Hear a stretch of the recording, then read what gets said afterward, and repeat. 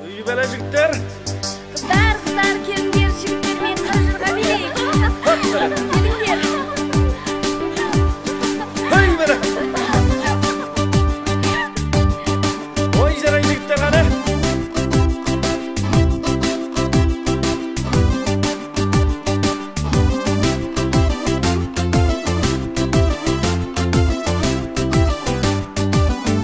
Höp bәле.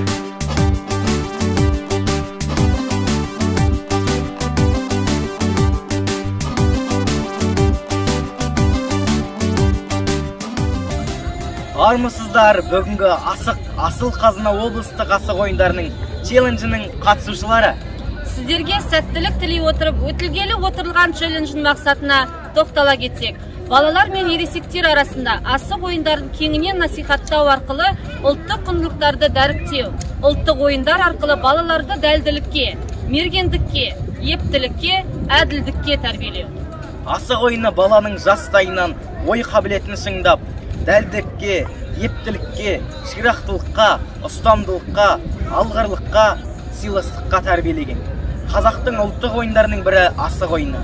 Бұл ойын ертеден мал шаруашылығымен айналысқан ата-бабаларымыздың қолданысында келе жатқан көне ойын түрі.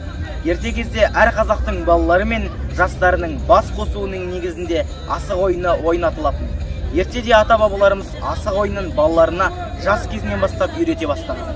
Тіпті сәби дүниеге келмей жатқанда жас нәрестенің ойнайтын асықтарын жинаған. Асық ойындары тек қана қазақ халқына ғана таныс ойын түрі емес. Асық ойыны ұлттық спортымыздың бір түрі. Асық ойыны қазақ халқының дәстүрлі ұлттық ойыны. Халқымыз асықты қастерлеген. Өйткені әрбір көшенді өмір сүрген халықтың өмір салты, әдет ғұрпы төрт түлік малға мейлінше байланысты. Осыған байланысты қаншама атау, ұғым түсінік, таным мен пайым пайда болды. Қазақтың мақал мәтелі де, аталы сөзі де асыққа байланысты құрылып, күнделікті байланысқа түсті. Одан өрбейтін сөз де, мақал мәтел де жеткілікті. Мысалы, қазақта асығың алшысынан түссін деген ізгі тілек бар. Ол сәті түсіп, жол болып тұрғандығын білдіреді. Сондай-ақ халықтың қой асығы демеңіз, қолға жақса сақа тұт, жасы кіші демеңіз, ақылы асса аға тұт дегеніне түсінген адамға астарында үлкен мән жатыр. Асық ойынның түрлері өте көп, және соның бірі бес табан ойыны. Бес табанда топаймен ойнайды. Алаңға көмбе сызығы сызылады. Осы жерге әр бала 10-15 см аралығында екі топайдан тігеді. Көмбе сызығынан бес табан өлшеніп сызық сызылады. Бұл бес табан сызығы болады. Бес табан сызығынан 3 метр қашықтықта атыс сызығы сызылады. Осы сызықтан балалар кезек-кезек көмбедегі топайда қатты құлаштап атып, тігілген кенейлерді көмбедегі сызықтан әрі қарай бес табан сызығынан шығару керек. Ойыншылар екіге бөлініп сақаларын иіріп ату кезегін анықтап алады. Содан кейін атуды бастайды. Көмбеден шыққан топай атқан баланікі болып есептеледі.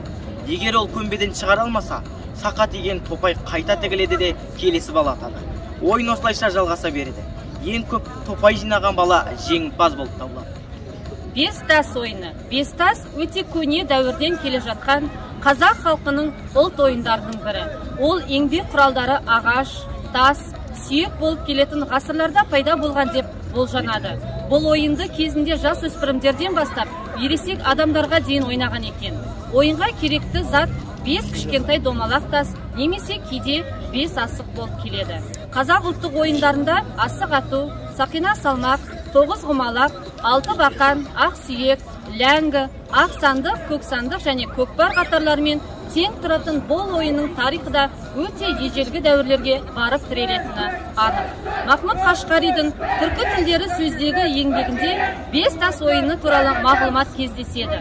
Бұл мағлұматтар арқылы бес тас ойынның сан ғұндардан бері келе жатқан ойын екеніне көз жеткізуге болады. Ойыншыны жылдамдыққа, қағылездікке, тез шешім қабылдауға үйрететін, тарихы сонау ежелден басталатын таспен ойналатын ойынның бестау аталу себебі ойында бес тастың пайдалануымен байланысты.